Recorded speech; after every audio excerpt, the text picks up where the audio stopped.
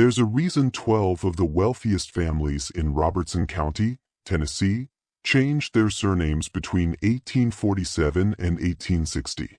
12 families who had controlled the county's courts, banks, and land for over 20 years suddenly wanted nothing to do with their own names. They scattered across 4 states, some moving as far as Texas and Missouri, desperate to escape something that had happened in the autumn of 1847. What they were running from wasn't a plague, wasn't a war, wasn't a financial collapse. It was a woman. Her name was Eliza Harwell, and she was born with 1 blue eye and 1 brown eye. A condition so unusual that people in 1824 believed it meant she could see things others couldn't. But what destroyed those 12 families had nothing to do with superstition. It had everything to do with what Eliza actually witnessed over 23 years. What she understood about how power really worked in Tennessee and what she did with that knowledge when she finally got the chance. They called it a curse. The newspapers called it the Springfield Scandal. Before we continue with how one woman brought down 12 of the most powerful men in Middle Tennessee, I need to ask you something. Where are you watching from?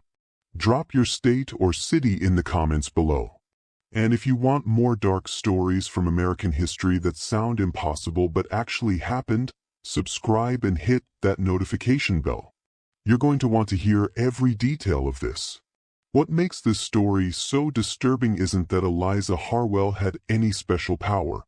It's that she had something these men never expected an enslaved woman to have: access to their secrets. The intelligence to understand what those secrets meant, and eventually the opportunity to speak. Robertson County, Tennessee in 1824 was a landscape of contradictions. The tobacco fields stretched green and profitable under summer suns while the Cumberland River wound through valleys where Cherokee families had lived for generations before being pushed westward. The county seat of Springfield had grown prosperous on the backs of forced labor. Its courthouse and merchants' homes speaking to wealth built on human suffering that polite society preferred not to examine too closely. The soil was rich, the growing season favorable, and by the 1820s, Robertson County had established itself as one of the more prosperous agricultural regions in Middle Tennessee. Tobacco was king, but cotton was gaining ground. And the men who controlled the land controlled everything else. The courts, the banks, the political offices, the future itself. The Harwell Plantation sat on 800 acres of prime bottomland managed by Colonel James Harwell, a man whose reputation balanced precariously between respected landowner and something darker whispered about in quarters where enslaved people gathered after the work bells fell silent. Harwell had inherited the property from his father in 1819 and had spent 5 years expanding both his holdings and his influence. He served as a county magistrate, maintained friendships with Tennessee's political elite, and hosted gatherings where deals were made that never appeared in official records. The plantation itself was impressive by regional standards. The main house was a 2-story structure of brick and timber with a wide porch that caught the evening breeze. Behind it stretched the working heart of the operation: the tobacco barns, the curing sheds, the blacksmith's forge, the weaving house, and the 2 rows of cabins where the enslaved population lived. 73 people worked the Harwell land in 1824.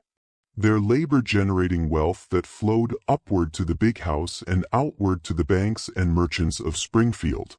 On a March morning in 1824, a child was born in the cabin row behind the main house. The midwife, an elderly woman named Ruth, who delivered 3 generations of babies, both enslaved and free, had seen many things in her 70 years. She'd seen breech births and twins, stillbirths and miracles, children who came into the world screaming, and children who arrived silent as snowfall. But she'd never seen eyes like the ones that looked up at her from the infant girl child she placed in her mother's arms. One eye was pale gray-blue, luminous as a winter sky reflected in water. The other was deep brown, almost black in certain lights. The condition had a medical name: heterochromia iridis, though few in Robertson County would have known the term. What they knew were the stories, the superstitions, the fearful certainty that such a mark meant something. Ruth held her tongue for a moment, then spoke carefully. "Child got different eyes," she said, her voice neutral. "Seen it once before, long time ago. That child lived to be old. Nothing wrong with her, just different." But Sarah, the child's mother, saw the way Ruth's hands trembled slightly as she wrapped the baby in clean cloth. She saw the flicker of uncertainty in the old woman's face, the quick glance toward the door as if checking who might be listening. Sarah was 24 years old, had survived the Middle Passage as a child, and had learned to read the subtle languages of fear and danger that governed plantation life. The child's mother held her daughter close and made a decision in that moment that would shape everything to come. She named the girl Eliza, a name she'd heard from the mistress's Bible readings, a strong name that sounded like it belonged to someone who mattered. And she resolved to raise her as normally as possible, despite the stars and whispers that would inevitably follow. For the first 6 years of Eliza's life, that plan worked reasonably well. Children in the quarters accepted her easily enough, fascinated by her eyes, but unbothered once the novelty faded. They played the same games, shared the same meager meals, learned the same lessons about survival and silence that all enslaved children learned.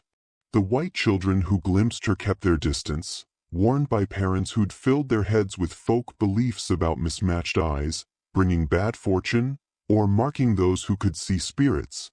But Eliza herself was developing traits that had nothing to do with superstition and everything to do with her particular mind. She could hear a story once and repeat it back word for word a week later. She could recall with perfect clarity conversations she'd overheard years before. She noticed patterns that others missed, remembered faces and names and connections with an accuracy that was at first merely impressive to those who noticed. Her mother, Sarah, recognized it early. By age 4, Eliza could recite entire songs after hearing them once. By 5, she could describe in detail events that had happened 2 years prior, remembering not just what happened, but who was present, what they wore, what the weather was like. By 6, she'd begun to understand that this gift made her different in ways that went beyond her unusual eyes. As she grew older, it became something else entirely. The summer of 1830 brought a drought that left the tobacco yellowing in the fields and tempers running short across Robertson County. The Cumberland River dropped to levels that exposed rocks and sandbars that hadn't been visible in living memory. Crops struggled. Enslaved people worked longer hours trying to save what could be saved, hauling water from increasingly distant sources while the sun beat down. Merciless and unrelenting. Eliza was 6 years old, recently assigned to work in the main house under the supervision of Martha, the head housekeeper who'd served the Harwell family for 30 years. Martha was a woman of quiet authority, respected by both the enslaved community and the white family she served. She'd learned to navigate the impossible terrain of plantation life, understanding when to speak and when to remain silent, when to push back and when to submit, surviving through a combination of intelligence, diplomacy, and carefully cultivated usefulness. It was Martha who first recognized what made Eliza different. Not her eyes, which had lost their novelty through familiarity, but her memory. The child heard instructions once and executed them perfectly days later. She could recall which guests had visited 3 weeks prior, what they'd eaten, what they discussed while she cleared their plates. She knew which cabinet held which dishes without being told twice. Could recite the entire week's menu after hearing the cook plan it once on Monday morning. Remembered the names of people she'd met only briefly months before. Martha watched this with growing concern. She'd seen enough of plantation life to understand that intelligence in enslaved people was simultaneously valued and feared, useful enough to exploit, dangerous enough to suppress. Child who appeared too smart, too observant, too capable of understanding the mechanisms of power around her was a child in danger. One evening in late July, after the household had settled, and most people were asleep, Martha sought out Sarah in the quarters. They spoke in whispers, their voices barely audible over the chorus of crickets and tree frogs. "That child remembers too much," Martha said, her voice low and urgent. "I watch her. She hears something once, she got it forever.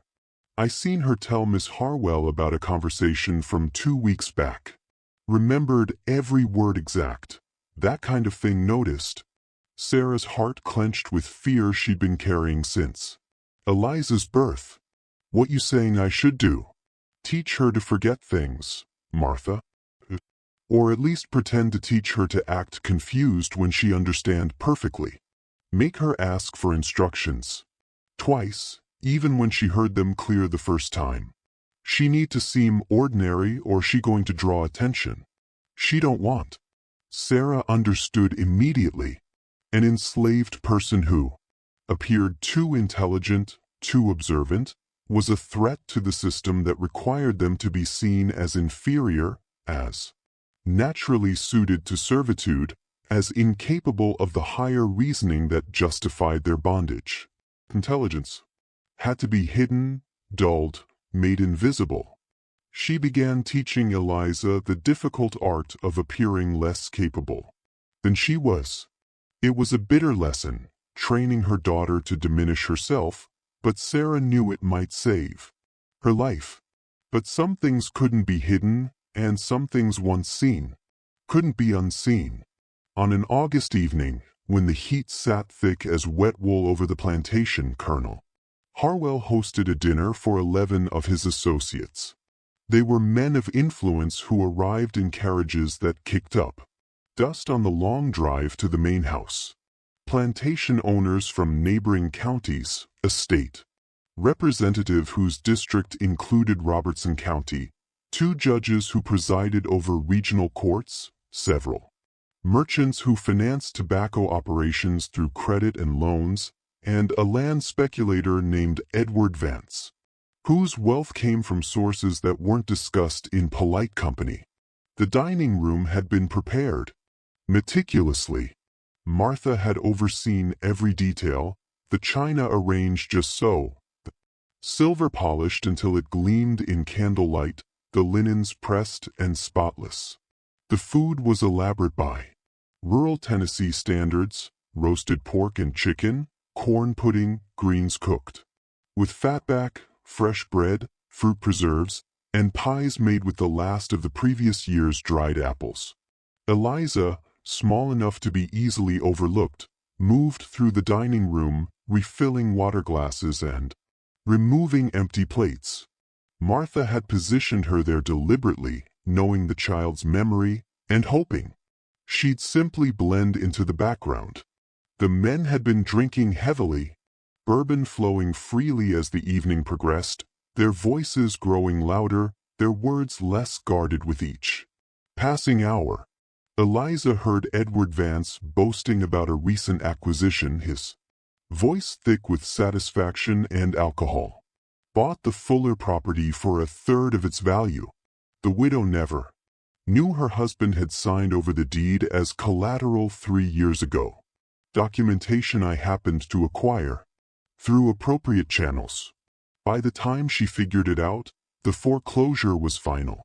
Couldn't have worked more perfectly if I'd planned it myself. She heard Judge Thornton laugh, a sound without humor, as he described dismissing a case brought by a freed black man named Isaac, who was trying to reclaim his 3 children. The children had been sold before Isaac's manumission papers were finalized, and he'd spent 2 years working to earn enough money to buy them back, only to discover they'd been sold separately to buyers in 3 different counties. Couldn't let that precedent stand, Judge Thornton explained, gesturing with his glass. Man brings a case like that, wins it. Next thing you know, every one of them would be flooding the courts with similar claims. have to maintain order, maintain the system. I dismissed it on technical grounds, improper filing procedures. It didn't have representation, of course. Couldn't afford it, made it simple enough. The other men nodded, appreciatively, understanding the implications. The law existed not for justice, but for maintaining power. Structures that benefited them. She heard Colonel Harwell himself discussing a plan to manipulate the county assessor into undervaluing certain properties along the Cumberland River bottomland, making them vulnerable to acquisition by what he called our consortium. The plan involved a complex scheme of coordinated low-ball offers, manufactured debts, and strategic foreclosures that would transfer prime farmland from struggling small farmers to the men in this room. And she heard something else, something that made her pause with a water pitcher frozen in her small hands, her heart suddenly loud in her ears. The men were discussing a woman named Grace Thornhill, a free woman of color who owned 40 acres of prime farmland just outside Springfield. She'd inherited it from her white father, a respected merchant who'd freed her mother and their 3 children in his will and left them property that should have secured their future. Grace Thornhill had refused multiple offers to sell the land. She'd built a successful small farm operation, growing vegetables and raising chickens, supplying Springfield's market with produce that was known for its quality. She'd done everything right, followed every law, paid every tax, maintained her freedom. Papers with meticulous care. The conversation turned to speculation about how unfortunate it would be if questions arose about the legitimacy of her father's will. Questions that Marcus Pettiford, an attorney who specialized in property disputes, might be positioned to raise, or if her free papers were discovered to have irregularities, small technical problems that Judge Thornton might be obligated to address in his court, or if her property happened to be subject to liens or debts that Edward Vance might happen to hold documentation for. These things resolve themselves, Colonel Harwell said, his voice casual as if discussing the weather, as if discussing whether to plant tobacco or cotton in the north field with appropriate pressure applied in appropriate places. She'll sell eventually, or circumstances will create opportunities for acquisition through other means. The woman has no family support, no legal representation she can afford, no real protection. It's simply a matter of patience and coordination. The other men murmured agreement, already moving on to discuss other business, other opportunities for profitable coordination. Eliza stood motionless, the heavy pitcher still in her hands, watching these men who held the power of life and death, prosperity and ruin over everyone in Robertson County. She was 6 years old, but she understood with sudden terrible clarity exactly what she was hearing. These men were planning to destroy Grace Thornhill, to take everything she'd built, everything her father had left her, simply because they wanted her land and had the power to take it. 2 months later, on a cold October night, Grace Thornhill's farmhouse burned to the front. She died in the fire, trapped in a structure that neighbors later said seemed to burn with unusual speed and intensity. Her land was sold at auction 3 weeks after her death to pay debts that appeared in court records with remarkable speed. Debts documented with papers that Marcus Pettiford filed and Judge Thornton validated without question. Edward Vance purchased the property for less than half its actual value. The Springfield newspaper ran a brief notice about the tragic fire, expressing sympathy for the loss of a respected member of the community, making no mention of the convenient timing or suspicious circumstances. Eliza was 6 years old, but she remembered every word spoken that August evening.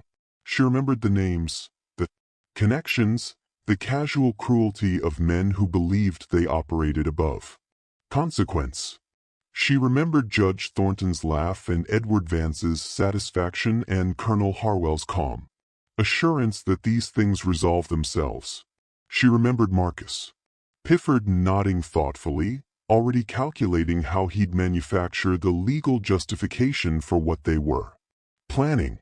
And she began to understand something that would shape the next 17 years of her life. Something that would determine the course of events that would eventually destroy 12 families and reshape Robertson County's power structure. Power wasn't just about ownership and law.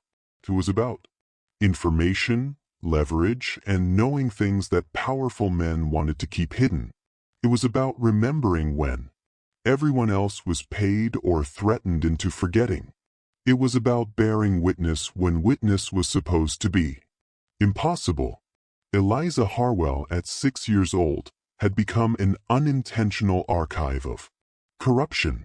And though she didn't yet know what to do with that knowledge, she knew with perfect certainty that someday it would matter. Someday these men who spoke so freely in her presence would regret their assumption that enslaved people were no more capable of meaningful memory than the furniture they moved around. Someday she would speak, and when she did, everything these men had built would burn. Not with fire like Grace Thornhill's farmhouse, but with something far more destructive. The truth. Sombres du Pasado. From 1830 to 1838, Eliza Harwell grew from a child into a young woman, and her memory became something that concerned those who noticed it. The years passed with the grinding consistency of plantation life, planting seasons and harvest seasons, tobacco crops that succeeded and occasional crops that failed, people born and people dying, the constant underlying tension of a system built on violence and control. Martha, the head housekeeper who'd first recognized Eliza's gift and warned her mother about it, died in the winter of 1833. She'd caught pneumonia during a cold snap that froze the Cumberland River solid for 3 days. And despite her value to the Harwell household, she received only minimal medical attention. She was buried in the section of the plantation designated for enslaved people. Her grave marked with a simple wooden cross that would weather and disappear within a few years. Before she died, Martha called Eliza to her bedside. The girl was 9 years old, already working full days in the main house, already learning to navigate the dangerous currents of plantation politics. "You got a gift," Martha whispered, her breath labored and painful.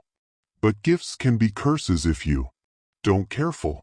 You remember everything, but you got to learn what to say and what to keep silent. Some things you speak them too soon, you die with them. Some things you wait, you watch, you learn when the time right. You understand?" Eliza nodded, holding the old woman's cold hand. "Promise me you'll be smart," Martha said. "Smart enough to survive until you can be free. Don't let them break you, and don't let them kill you with your own gift." It was the last conversation they had. Martha died that night, taking her warnings and her wisdom to the grave. Sarah, Eliza's mother, tried her best to keep her daughter safe through obscurity, but Eliza's unusual eyes made obscurity impossible. The plantation owners and merchants who visited the Harwell house took note of the young woman with mismatched eyes, who moved through rooms silently, efficiently, remembering everything. Some found it unsettling, crossing themselves or averting their gaze when she looked directly at them. Old superstitions about evil eyes and second sight, making them uncomfortable. Others found it useful, a curiosity to comment on, a convenient way to remember which servant was which. By 1835, Colonel Harwell had begun deliberately stationing Eliza in rooms where he held sensitive conversations. He'd discovered through testing her that she could recall exact quotes from discussions held weeks prior. It became a game to him at first, A parlor trick. He'd demonstrate for guests. He'd ask her to recount what Judge Thornton had said about a particular land case 2 weeks ago, and she'd repeat the conversation verbatim, including the judge's exact phrasing and the specific legal precedents he'd mentioned. The guests would express amazement, would speculate about her unusual ability, would wonder if her distinctive eyes somehow related to her distinctive memory. Colonel Harwell would accept their compliments on owning such an interesting specimen, would laugh about how useful it was to have a living record of his business dealings. What Colonel Harwell didn't realize was that Eliza had begun keeping track of everything she heard, organizing it in her mind like a vast ledger of transactions, betrayals, and secrets. She knew which debts were real and which were fabricated to justify foreclosures. She knew which court cases had been decided before they were officially heard. Judges receiving instructions from the men who controlled Robertson County's economy. She knew which property deeds had been altered, which wills had been influenced through pressure or promises, which marriages had been arranged primarily for financial advantage rather than affection. And she knew something else, something that would eventually prove to be the key to everything that followed. She knew the connections between the 12 men who regularly gathered at the Harwell Plantation, the web of mutual interest and coordinated manipulation that allowed them to control Robertson County completely. Themselves the Springfield Association, though no such organization existed in any official record, no charter filed with the state, no membership list kept in any courthouse. It was an informal arrangement, the kind that powerful men have always made, coordinating their interests to multiply their individual power. There was Colonel James Harwell, himself, the host and coordinator, whose plantation provided neutral ground for their meetings, and whose position as county magistrate gave him legal authority to facilitate their plans. There was Judge Benjamin Thornton who presided over the circuit court that covered Robertson and 3 neighboring counties, whose rulings ensured that legal challenges to association interests were dismissed or decided in their favor. There was Edward Vance, the land speculator whose wealth came from buying distressed properties at fraction of their value, often distress that had been carefully manufactured by other association members. There was Robert Killebrew, who owned 300 acres and 60 enslaved people just north of Springfield, whose political connections in Nashville provided advanced warning of legislative changes that might affect land values or agricultural markets. There was Samuel Batson, whose cotton gin operation supplied half the county and whose monopoly on cotton processing allowed him to set rates and payment terms that kept smaller farmers perpetually indebted to him. There was William Greer, who controlled the county land office and had access to all property records, surveyor reports, and title information, making him invaluable for identifying vulnerable properties and manufacturing documentation when needed. There was Thomas Whitley, whose mercantile in Springfield extended credit that kept smaller farmers trapped in cycles of debt. Their crop yields pledged before they were even planted, their land serving as collateral for loans they could never fully repay. There was Jefferson Cunningham, who operated the county's only bank and controlled access to the capital necessary for any significant business venture. His loan approval or denial capable of making or destroying financial plans. There was Henry Cartwright, who owned the largest tobacco warehouse in Robertson County, where farmers brought their crops for storage and sale, where his control of grading and pricing could dramatically affect a farmer's annual income. There was Daniel Yates, man whose family had held political office for 3 generations, currently serving in the state legislature, providing the association with influence in Nashville and advanced knowledge of upcoming legislation or political appointments. There was Marcus Pedford, whose legal practice specialized in property disputes, contract law, and estate settlements, capable of creating legal complications or resolving them depending on who he was working for.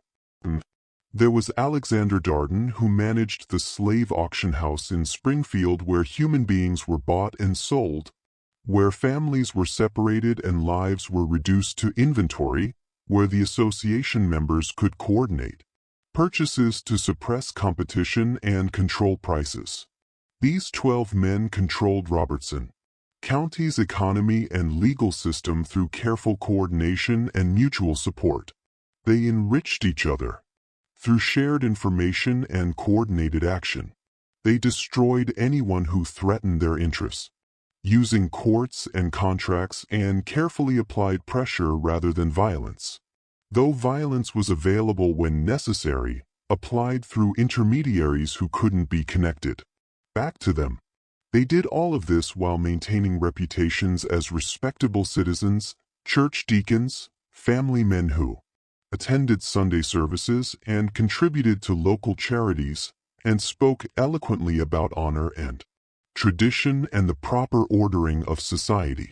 Eliza knew all of this because she'd heard them plan it, celebrate it, refine their methods over hundreds of conversations they'd held in the belief that enslaved people in the room were no more capable of meaningful memory or understanding than the furniture they arranged or the food they served.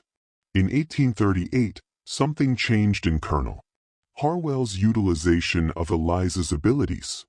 Whether out of arrogance or genuine curiosity or simply increasing confidence in her usefulness, he began asking her more direct questions about what she'd heard.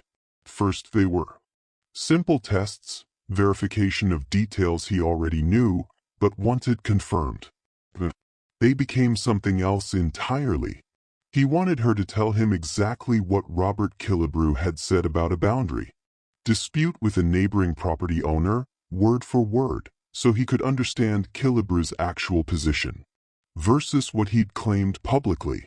He wanted to know exactly how much money Thomas Whitley had mentioned lending to a particular farmer because the numbers Whitley was reporting to the association didn't match with what he'd said in casual conversation.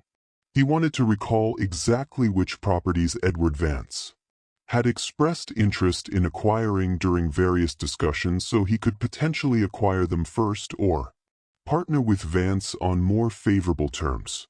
Colonel Harwell, in other words, was using Eliza's memory to gain advantage over his own associates. The association was built on mutual benefit, but Harwell had begun to see opportunities to benefit slightly more than the others, to position himself as first among equals, to consolidate his position as the central coordinator whose information access made him indispensable. And Eliza realized that her unusual gift had given her something unprecedented in her powerless position, value beyond her labor. She began to understand that information was a form of power that could perhaps be turned into something else, something like leverage, something eventually like freedom. Freedom was a word that enslaved people learned to say only in their minds, a hope that burned quietly in the chest where white people couldn't see it, nurtured in private moments and protected through silence. But Eliza began to imagine a path toward it, one conversation at a time, one remembered secret at a time, one careful observation after another, building towards something she couldn't yet fully envision, but knew existed somewhere in the distance. What she didn't yet know was how high the cost would be, or how many people would be destroyed in the process, or that the destruction would include not just the 12 men of the Springfield Association, but their families, their descendants, their carefully constructed legacies that would be reduced to ash and scandal and names that people change to escape from. The path to freedom, when you're starting from the bottom of a system designed to keep you there forever, requires a willingness to tear down the entire structure. And Eliza Harwell though she couldn't have articulated it at 14 years old, was beginning to understand that tearing down structures was exactly what would be required. The year 1841 marked a turning point, though no one recognized it at the time. Colonel Harwell's health had begun to decline, a persistent cough that the county doctor attributed to years of tobacco dust and the humid Tennessee climate. The cough grew worse through the winter, accompanied by chest pains and difficulty breathing. By spring, it was clear that Colonel Harwell's time as head of the plantation and leader of the Springfield Association was coming to an end. His son, James Harwell Jr., who'd been studying law in Nashville for 3 years, returned home to prepare for eventually taking over the plantation. James Jr. was 26 years old, ambitious, and educated. But he possessed his father's hunger for power without his father's patience or caution. He'd grown up watching the association operate, understanding the mechanisms of control, but not fully appreciating the delicate balance required to maintain them. Eliza, now 17 years old, watched the younger Harwell with careful attention. She'd learned to read men's characters through observation, understanding their weaknesses and motivations, through the unguarded moments when they thought no one important was watching. James Jr. was desperate to prove himself worthy of inheriting not just the plantation, but his father's position in the association. That desperation made him reckless. The younger Harwell began hosting more frequent gatherings, trying to establish himself as a worthy successor. The 12 men of the association attended these meetings with varying degrees of enthusiasm. Some, like Judge Thornton and Edward Vance, were supportive, seeing in James Jr. a continuation of profitable arrangements.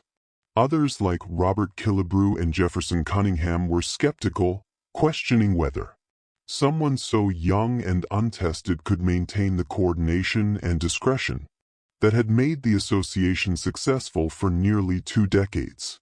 This meant more conversations for Eliza to overhear, more secrets to catalog in her perfect memory. But it also meant something more dangerous.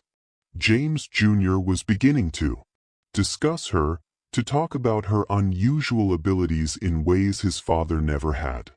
The conversation that changed everything happened in the plantation office on a cold February evening in 1843. James Jr. had invited Edward Vance and Marcus Petford to discuss expansion of their operations. Colonel Harwell was bedridden upstairs, his cough so severe that he could barely speak, his authority already slipping away as death approached. "The girl's memory is remarkable," James Jr. said, gesturing toward Eliza, who stood in the corner of the room, ostensibly waiting to refill drinks, but actually listening to every word. "Better than any written record, because there's nothing to find, nothing to burn if questions arise. I've been thinking we could lease her services to other members when they need reliable record-keeping for transactions we can't commit to paper." Edward Vance, older and more cynical, shook his head slowly. "You're talking about teaching a slave to understand she has value beyond her labor. That's dangerous territory, James. Your father understood that. Used her, yes, but he never let her know she was valuable. Never gave her reason to think she had leverage." Marks Pifford, the attorney who drafted countless fraudulent documents for the association, added quietly, "She already understands. Look at her eyes. She's listening to every word we're saying right now. She's been listening for years. The question isn't whether she understands her value. The question is what she plans to do with that knowledge." James Jr. laughed, a sound that carried more bravado than confidence. "She's property. Understanding doesn't change that. She can know she's valuable, can even know secrets that would damage us. But what can she do? Who would believe her testimony? Who would give her a platform to speak? The system protects us. Completely. But Eliza had already learned something crucial from that conversation, something that Marcus Pedford had inadvertently revealed through his concern.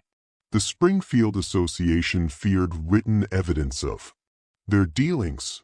For nearly 20 years, they'd been meticulous about keeping their most damaging transactions out of official records, relying on private agreements and verbal understandings that couldn't be subpoenaed or used against them in court. What they didn't realize was that Eliza had become their unintentional archive, holding in her memory everything they'd been so careful not to write down. Every fraudulent deed, transfer, every manipulated court case, every coordinated foreclosure, every destroyed life and stolen property, all of it recorded in perfect detail in the mind of a young woman they dismissed as incapable of using that information against them. Over the next 2 years, as Colonel Harwell slowly died and James Jr. gradually assumed control, Eliza's role in the household expanded in ways that increased both her access and her danger. James Jr., against the advice of older association members, began using her more openly. She was present during negotiations, during planning sessions, during the casual conversations where the 12 men discussed their ongoing manipulation of county affairs. She heard Samuel Batson describe in precise detail how he was systematically underpaying farmers for their cotton, using rigged scales and creative accounting to skim profits that should have gone to the farmers who grew the crop. He knew they had no alternative gene within 20 miles. Knew they were trapped by geography and debt. Knew they'd accept whatever payment he offered because they had no choice. Jefferson Cunningham explained with barely concealed pride how he'd structured certain loans to ensure foreclosure was inevitable, setting repayment schedules that were impossible to meet, charging interest rates that compounded faster than crops could be sold, building in technical requirements that gave him legal justification to call loans due whenever strategically useful. Daniel Yatesman boasted about a political opponent whose reputation he'd destroyed through carefully planted rumors about financial impropriety and moral failings. The rumors were entirely fabricated, but Yatesman had coordinated them through multiple sources, making them appear credible through repetition and strategic timing. The opponent had withdrawn from the race. His career ended, his name permanently tainted. The opponent had withdrawn from the race. His political career ended before it truly began.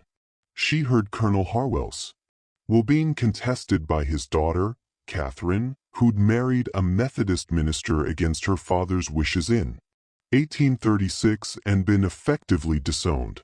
Catherine lived in Nashville with her husband and 3 children, struggling financially while her brother prepared to inherit everything. She filed a legal challenge in Robertson County Court in March 1843, claiming her father had been mentally incompetent when he revised his will in 1840 to leave the entire estate to James Jr. The Springfield Association couldn't allow that challenge to succeed. Marks Pifford handled the legal maneuvering, filing counterarguments that questioned Catherine's standing and motivations. Judge Thornton ensured the case was assigned to himself rather than a visiting judge from another circuit. Witnesses were prepared, 7 men willing to testify under oath that Colonel Harwell had been completely lucid and competent until his death in February 1843. The hearing lasted 1. Catherine's attorney, a young Nashville lawyer working partially pro bono, was outmaneuvered at every turn. Judge Thornton ruled against Catherine in a written decision that cited multiple precedents, all legitimate, all carefully selected to support the predetermined outcome. The will stood. James Jr. inherited approximately $47,000 in property and assets, equivalent to over $1 million in later valuations. Catherine Harwell Morrison died in 1851 in Nashville, still poor, still bitter about what she knew was a stolen inheritance, but could never prove. Eliza had heard the association plan every detail of Catherine's defeat. She knew which witnesses had been paid, knew what Judge Thornton had been promised in exchange for his ruling, knew exactly how the legal arguments had been coordinated weeks before the hearing officially began. But what she'd begun to notice was something the association members themselves seemed to overlook. Their coordination, their mutual dependence had become their structural weakness. Each man's secrets were entangled with the others. The documentation for Edward Vance's fraudulent property acquisitions had been prepared by Marcus Pedford and validated in Judge Thornton's court using county records accessed through William Greer. The loans that Jefferson Cunningham issued were secured by crop sales through Henry Cartwright's warehouse and processed through Samuel Batson's gene. The political cover that Daniel Yates Mann provided in Nashville depended on financial support from all 12 members. Expose one thread and the entire web became visible. Destroy one man's credibility and questions would naturally extend to his associates. It was a system that worked perfectly as long as it remained hidden, but was extraordinarily vulnerable once examined. Eliza was 20 years old in 1844. She was enslaved, legally, considered property worth approximately $900 on the open market based on her age, health, and capabilities. She was powerless in every way that Tennessee law recognized, but she knew things that could destroy 12 of the most powerful men in Middle Tennessee. She knew exact dates, specific amounts, precise quotes, verifiable details. She knew where the bodies were buried metaphorically and in at least 2 cases literally, though details would never make it into official court records. The question was what to do with that knowledge and whether the cost of using it would be survivable. In the spring of 1844, James Harwell Jr. made a disastrous investment that accelerated everything. He'd been approached by a cotton speculator from Memphis with a proposal to invest in cotton futures, essentially betting on price increases expected due to potential crop failures being reported from Georgia and South Carolina.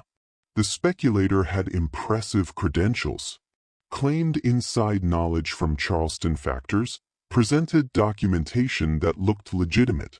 James Jr. invested $8,000 of plantation funds. He also convinced 3 other association members to invest. Robert Killebrew put in $5,000. Samuel Batson invested $3,000. And Edward Vance contributed $4,000. The total investment of $20,000 represented significant capital even for men of their wealth.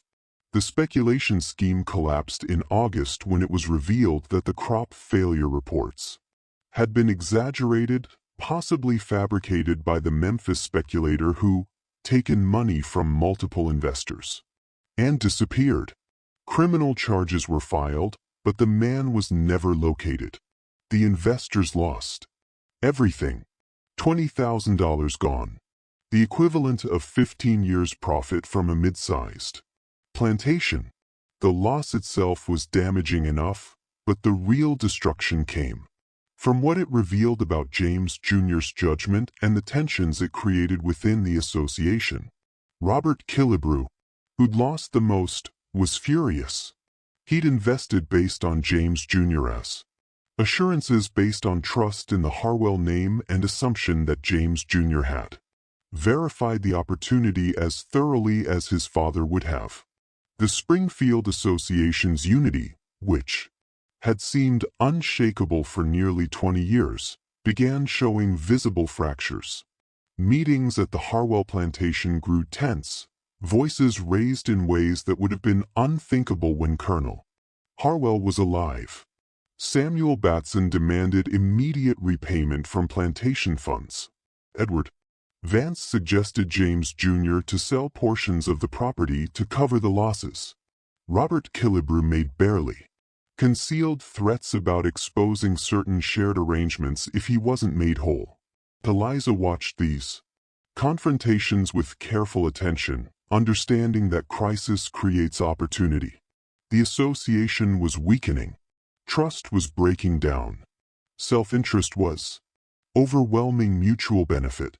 And James Jr., desperate and cornered, made the decision that would ultimately destroy everything. He decided to sell Eliza. The decision came in October 1844 after a particularly heated association meeting where Robert Killebrew had explicitly stated that if James Jr. couldn't manage his own finances, perhaps he couldn't be trusted to coordinate their collective interests. The implicit threat was clear. The association might withdraw support, might even become hostile if James Jr. didn't restore confidence. James Jr. needed money immediately, but more than that, he needed to eliminate a vulnerability that Marcus Pifford had pointed out months earlier. Eliza knew too much. She'd been present for too many conversations, had heard too many details about operations that couldn't survive scrutiny. As long as she was in Robertson County, she was a potential threat.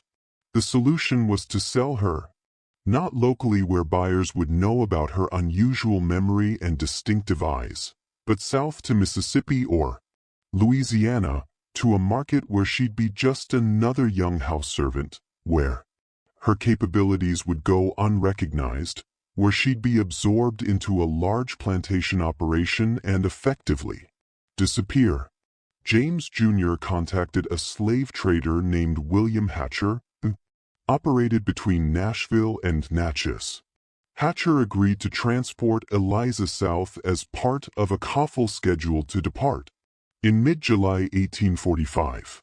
The price agreed upon was $950, slightly above market rate, with Hatcher understanding that the sale needed to happen quietly without advertising or public auction.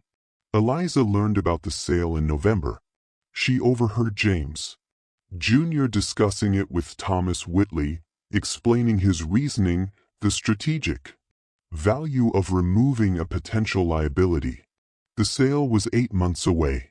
She had that long to find an alternative. 8 months to somehow secure her freedom despite having no money, no legal standing, no obvious allies, and no realistic pathway.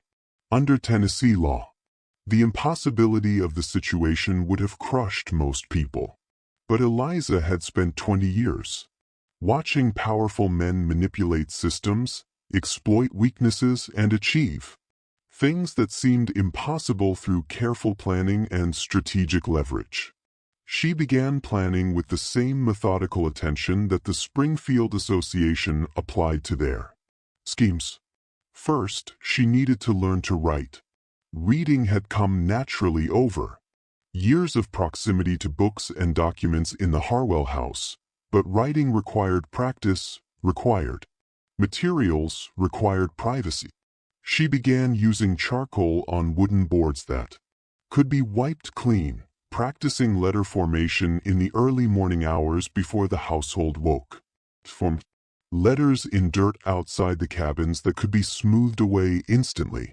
She traced words in ash on the hearthstones in the kitchen house, developing the fine motor control needed for legible handwriting. By March 1845, she could write clearly, enough to compose a simple letter.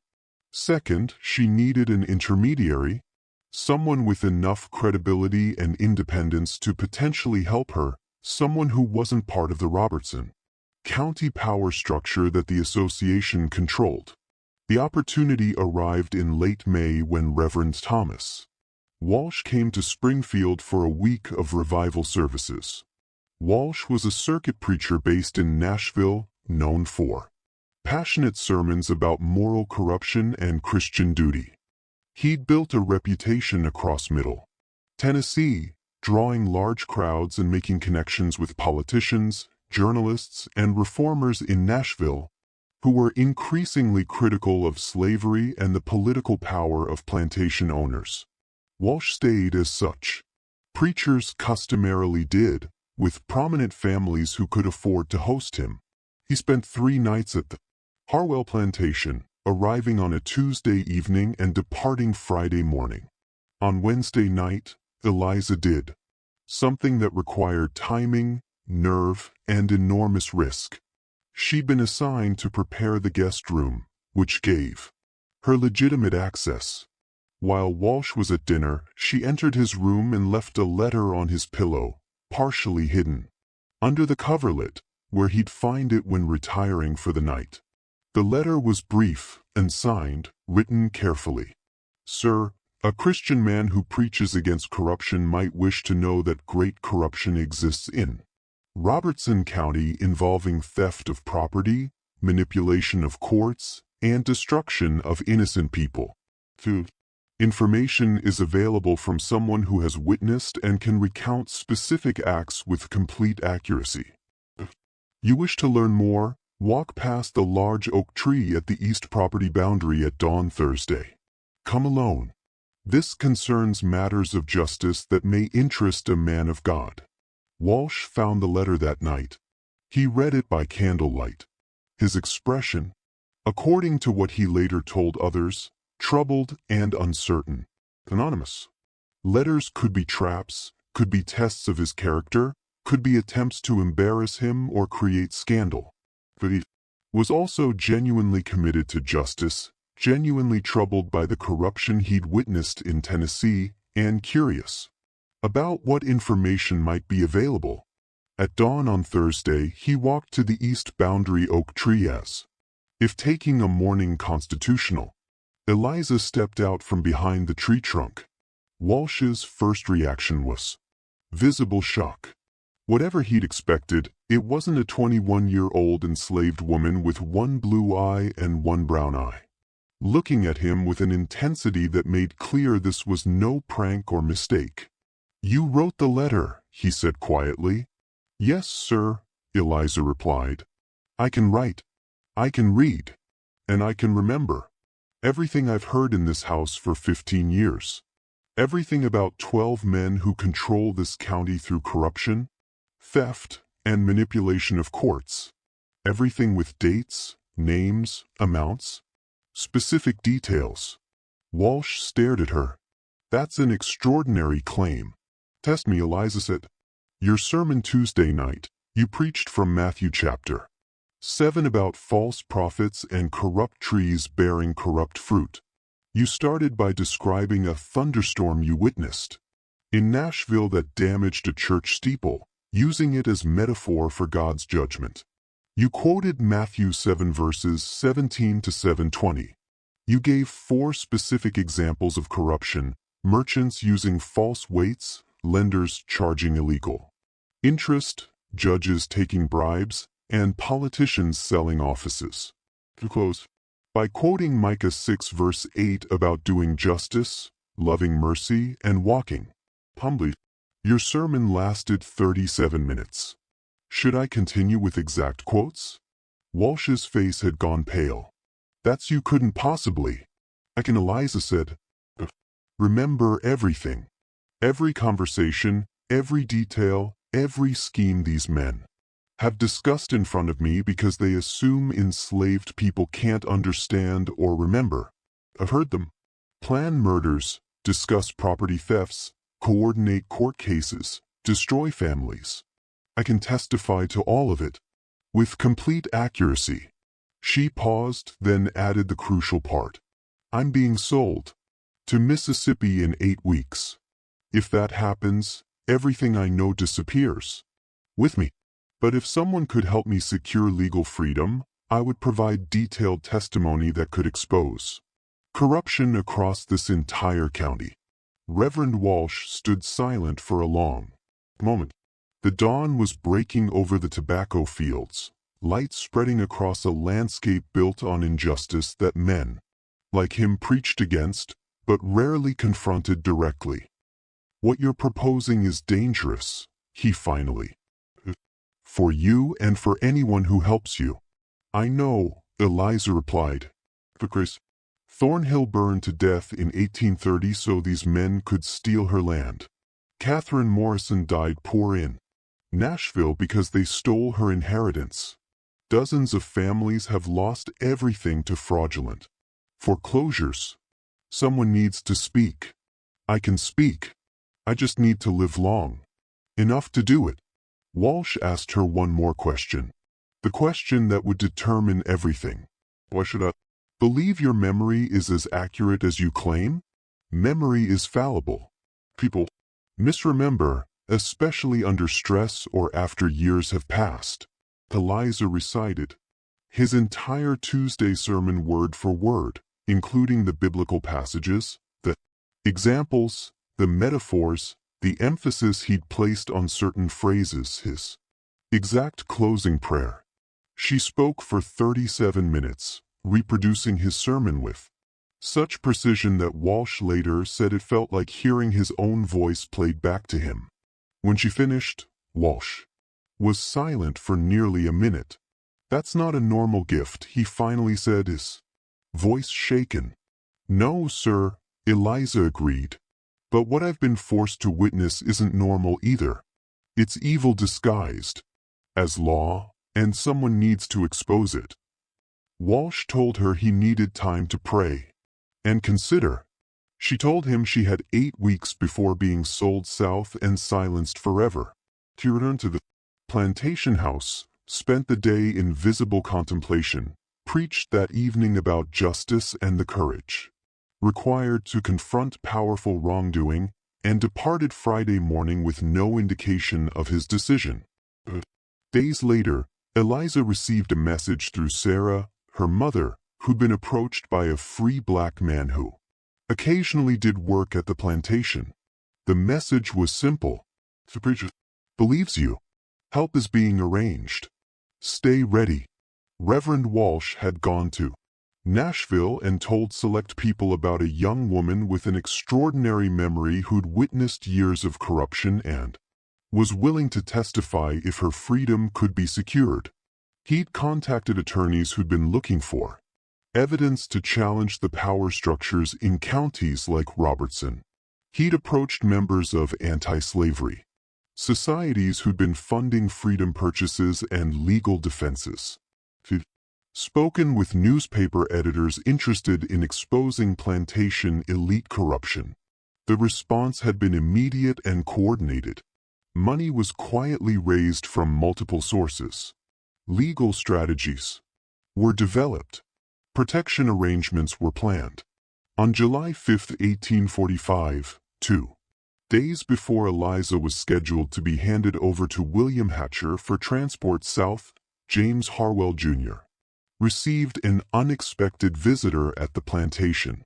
A Nashville attorney named Samuel Porterfield, representing an anti-slavery society, made an offer. $200 for Eliza's freedom, money to be paid immediately in cash, manumission papers to be processed through Davidson County courts rather than Robertson County to avoid complications. The offer was presented as simple Christian charity, a religious organization, purchasing and freeing an enslaved person as an act of piety. Such transactions weren't uncommon in Tennessee during this period and were generally legal, though sometimes socially controversial. James Jr. saw only the money, $250 more than Hatcher had agreed to pay, immediate cash that would partially offset his investment losses and restore some confidence from association members. He negotiated briefly, secured $1,300, and signed the papers that same day. The transaction was processed through Nashville courts within a week. Eliza Harwell became a free woman on July 12, 1845. She was transferred to a Nashville guardian, a widow named Mrs. Elizabeth Crane, who was sympathetic to the anti-slavery cause and agreed to provide housing and legal protection. By the time James Harwell Jr. fully understood what had happened, Eliza was in Nashville, beyond Robertson County jurisdiction under legal protection and beginning to meet with attorneys who were preparing cases that would eventually involve multiple courts across Tennessee. The realization swept through the Springfield Association like panic. James Jr. called an emergency meeting on July 18th. All 12 men gathered at the Harwell Plantation on a hot evening. Mosquitoes swarming outside, tension thick inside the main. The conversation, later reconstructed through testimony from a house servant who overheard portions, was frantic. They'd lost control of their living archive.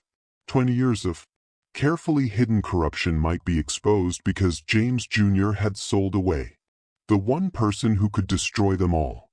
Robert Killebrew demanded to know how James Jr. could have been so stupid.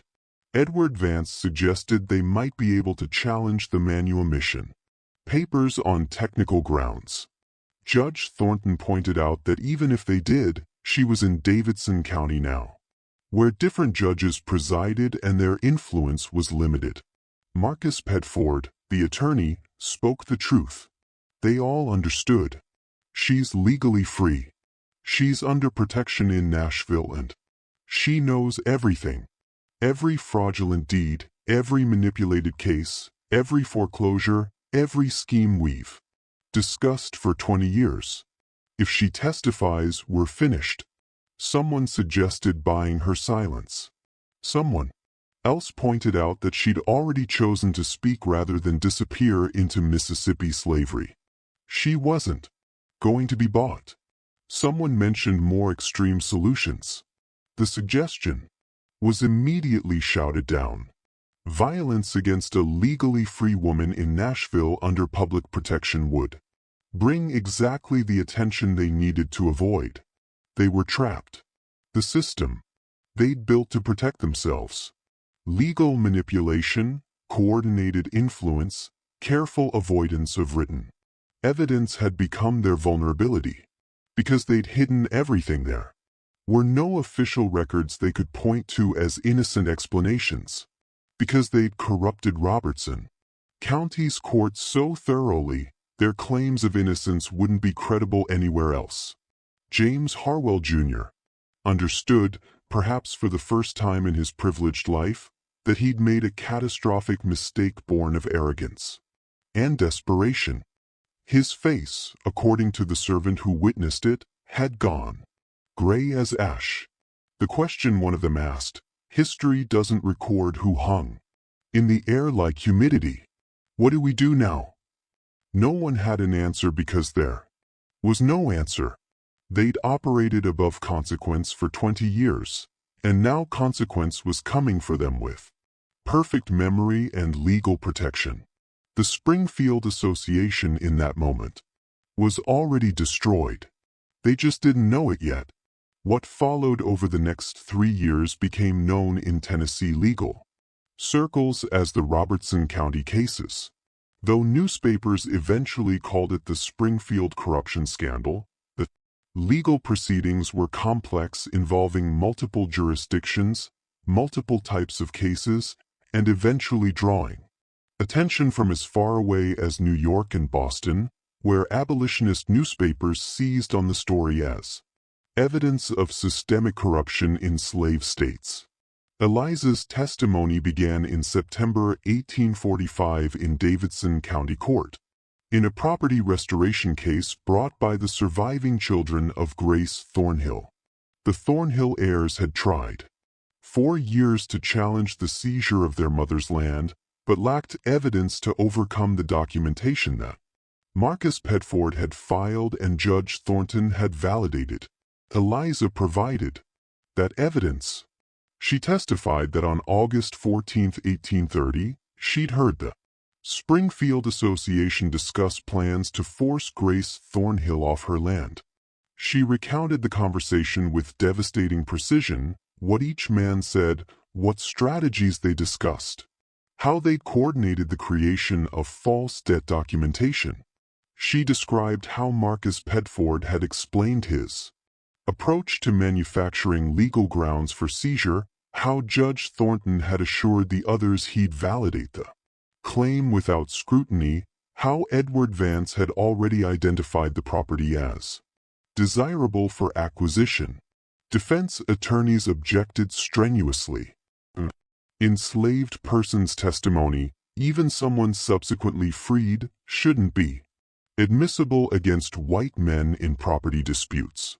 The objection was overruled. Eliza was legally free at the time of testimony, and Davidson County courts operated under slightly different precedents than rural counties. They challenged her memory.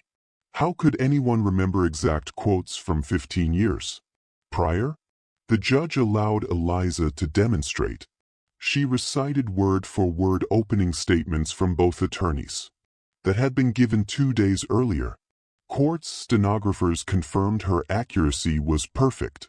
She provided details that could be checked against records, dates of specific court filings, amounts mentioned in debt, claims, names of witnesses who testified in the original foreclosure case, where records still existed, her testimony matched.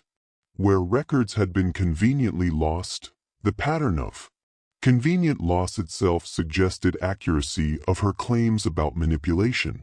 The case lasted 3 weeks. The verdict came in October. The Thornhill property seizure had been based on fraudulent documentation. The land was to be restored to Grace Thornhill's heirs with damages. But that was only the beginning. Other families who'd lost property to association foreclosures came forward with attorneys funded by anti-slavery societies and political opponents of plantation power structures. Case after case was filed through late 1845 and into 1846. Eliza testified in 11 separate proceedings, each time providing detailed accounts of conversations she'd overheard about specific properties, specific schemes, specific coordinated manipulations. Edward Vance's land speculation empire collapsed as property after property was reclaimed. His documented holdings, those he'd actually purchased legitimately, were sold to pay judgments and legal fees. By 1847, he'd fled Tennessee entirely, relocating to Texas, where he died in 1852, bankrupt and disgraced.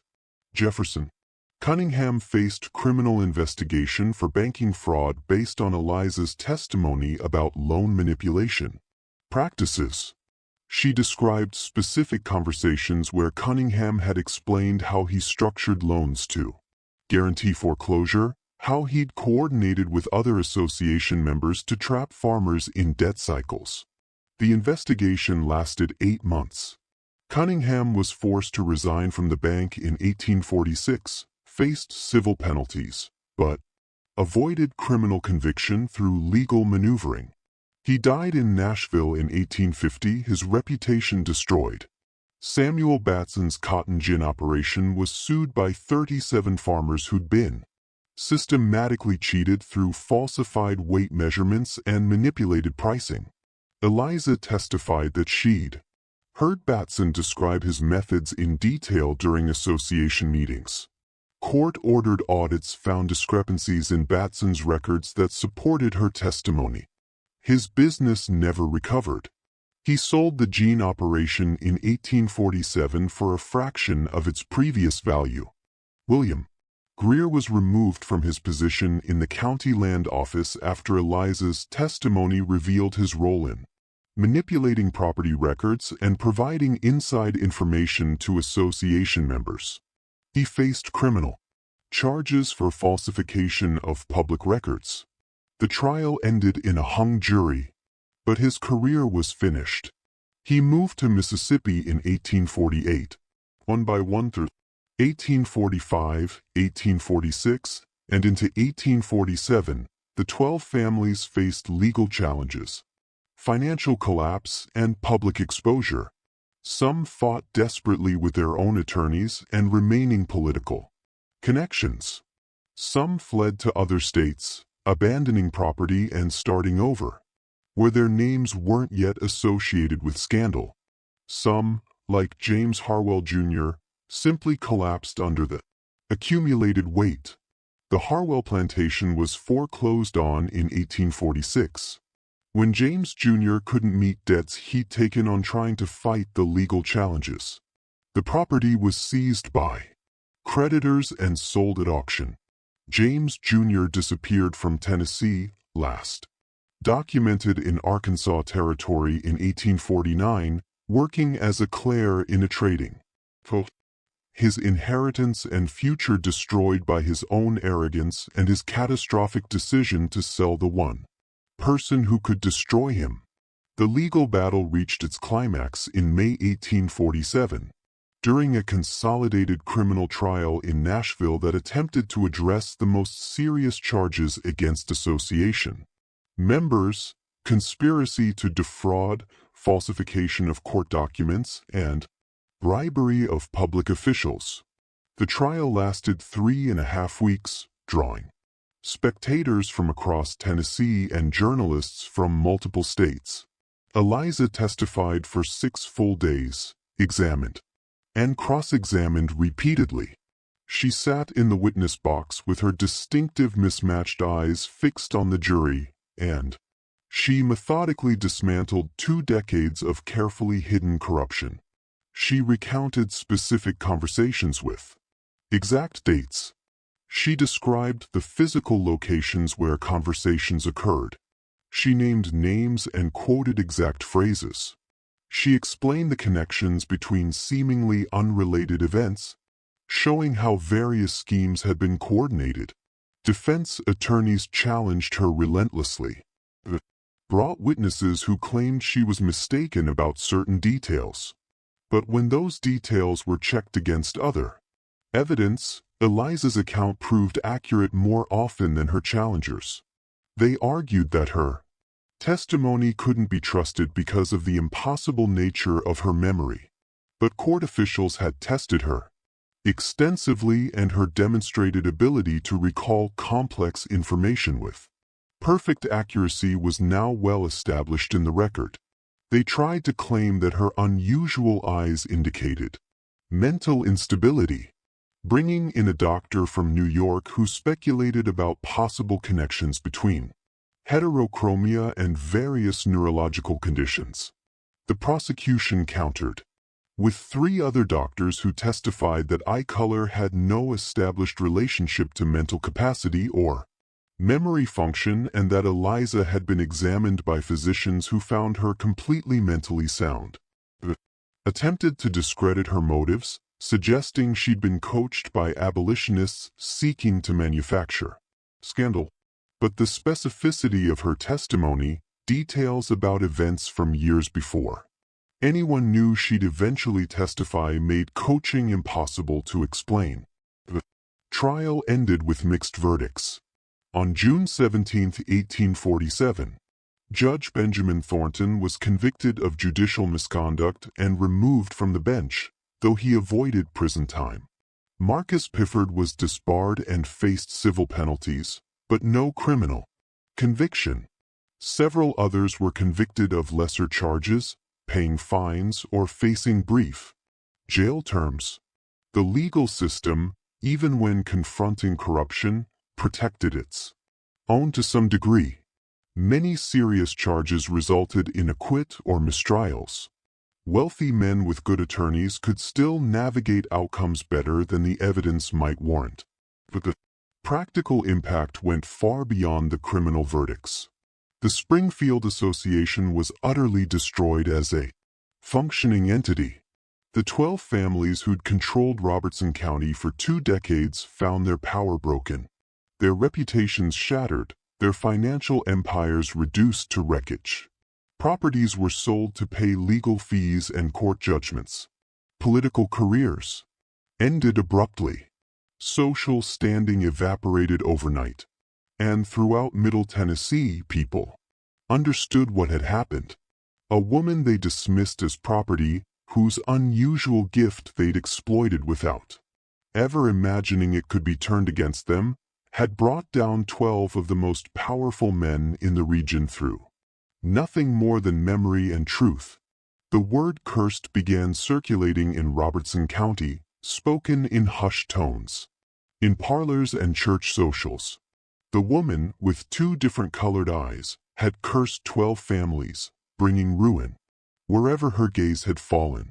But Eliza Harwell had never needed curses or supernatural power.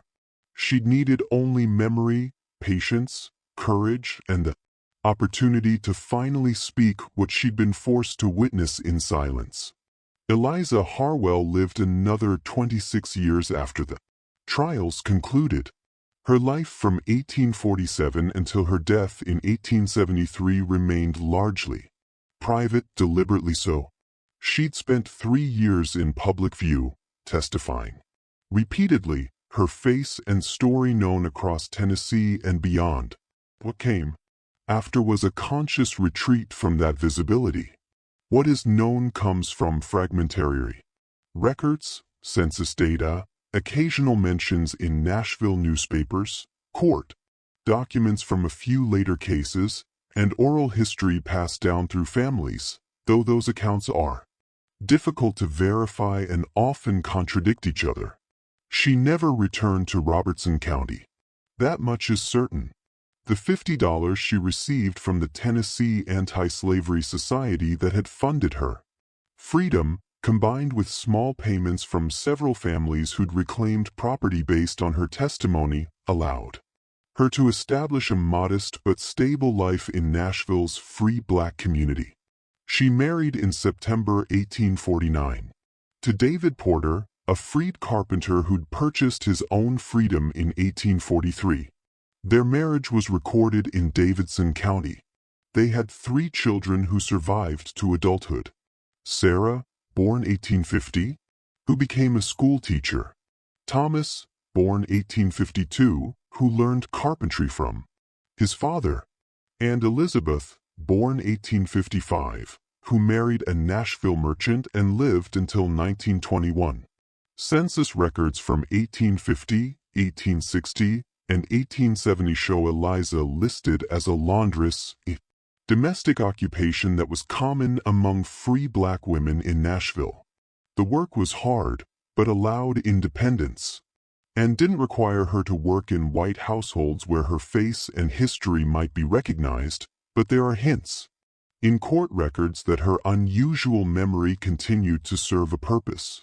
Several legal cases in Davidson County during the 1850s featured testimony from an unnamed woman who provided detailed historical information about property transactions and business dealings from years prior.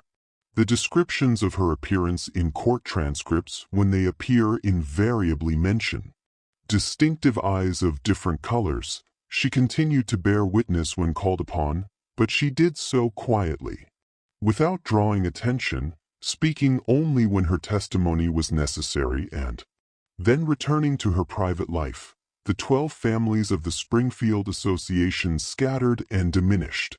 Some descendants remained in Tennessee, bearing surnames that had once commanded respect, but now carried associations with scandal and corruption. Robert Killebrew's grandson changed the family name to Kilbourne and moved to Kentucky in 1869. Daniel Yatesman's children relocated to Alabama. Thomas Whitley's son sold the family mercantile in 1851 and moved to St. Louis. Others simply faded from records, their family lines ending or becoming untraceable. Alexander Darden died in 1849. His slave auction business had collapsed in 1846, and he'd lived his last years in poverty in Springfield. Henry Cartwright sold his tobacco warehouse in 1848 and moved to New Orleans, where he died in a yellow fever epidemic in 1853. Robertson County itself changed slowly. New people moved in, bought properties that had been seized or sold. The political structure shifted as the old power networks collapsed and new ones formed. It wasn't transformation toward justice. The system that had allowed the Springfield Association to flourish remained largely intact, built on slavery and inequality that would require a war to begin addressing. But the specific constellation of coordinated corruption that Eliza had helped expose did not reform in Robertson County. The memory of what happened, the public scandal, served as at least temporary deterrent. The courthouse fire of 1891 destroyed many records from the 1840s. The fire started around 2 a.m. on March 7th in the record storage room where the oldest documents were kept. By the time Springfield's volunteer fire brigade responded, the entire west wing of the courthouse was engulfed. The fire burned for 3 hours. Damage was extensive. Hundreds of documents from Robertson County's early history were lost. An investigation called the fire's cause undetermined but possibly incendiary. Arrests were ever made. Some historians believe it was simply an accident. Buildings, inadequate fire safety, a combination of unfortunate circumstances. Others note that the documents destroyed included detailed trial transcripts and depositions containing damaging information about families whose descendants still held influence in Middle Tennessee in 1891. What survived the fire were fragments, newspaper accounts from the 1840s, scattered legal documents that had been filed in other counties, family stories passed down through generations, each version shaped by who was telling it and what they wanted, remembered or forgotten. The question of what actually happened remains debated by local historians even now. Some claim that the whole scandal was exaggerated, that Eliza's memory was unreliable, that she was manipulated by political enemies of the association who used her as a weapon in larger power struggles. Others point to the evidence. 12 prominent families experienced simultaneous collapse following testimony that proved accurate enough to convince multiple courts and juries in an era when the legal system was overwhelmingly biased in favor of white male property owners. The pattern suggests the testimony was credible, the corruption real, the destruction earned. Eliza herself left no written memoir, no personal account of her experiences. Whether by choice or necessity, whether she was protecting herself or simply wanted to move forward rather than look back, no one can say with certainty. Died in Nashville on August 14, 1873 at the age of 49. Her death certificate, still preserved in Davidson County records, lists the cause as pneumonia. She was buried in what was then called the city cemetery's colored section in a grave that was marked with a simple wooden cross bearing her name and dates. The cemetery expanded and changed over the decades. Buildings were constructed over portions of it in the 1890s. Markers weathered and disappeared. By the 1920s, Eliza's grave location was no longer identifiable with certainty. No monument marks where she lies. A historical marker in Robertson County mentions her name. The plantation where she spent the first 21 years of her life was subdivided and sold through the 1850s and 1860s. Its buildings eventually demolished, its land converted to smaller farms and eventually residential development. But in the hidden corners of Middle Tennessee history, in the gaps between official narratives and sanitized accounts, the story persists. Families brought to ruin. A woman with eyes that didn't match, who saw everything and forgot nothing. Curse. That was nothing more and nothing less than the consequences of powerful men who believed they could speak freely in front of someone they'd convinced themselves wasn't fully human, wasn't capable of understanding or remembering, or ultimately testifying to what she'd witnessed. The truth, as it often is, was simpler and more terrible than any supernatural explanation. Eliza Harwell remembered what others wanted forgotten. And when she finally had the chance to speak, She told the truth with such precision that it couldn't be dismissed or denied. That was all it took to bring down an empire built on lies, corruption, and the arrogant assumption that power made men untouchable. In the end, they learned differently. Memory proved more powerful than influence. Truth proved more destructive than any curse. And a woman they'd owned, dismissed, and tried to silence became the instrument of their complete destruction. What do you think about the story?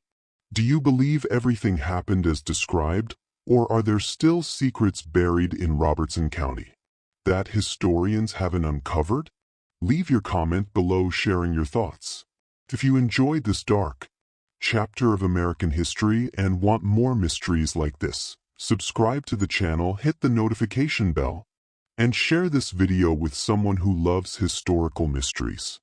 Until the next story, remember that the past is never as buried as the powerful would like us to believe. And sometimes, justice arrives not through armies or laws, but through a single voice finally given the chance to speak truth.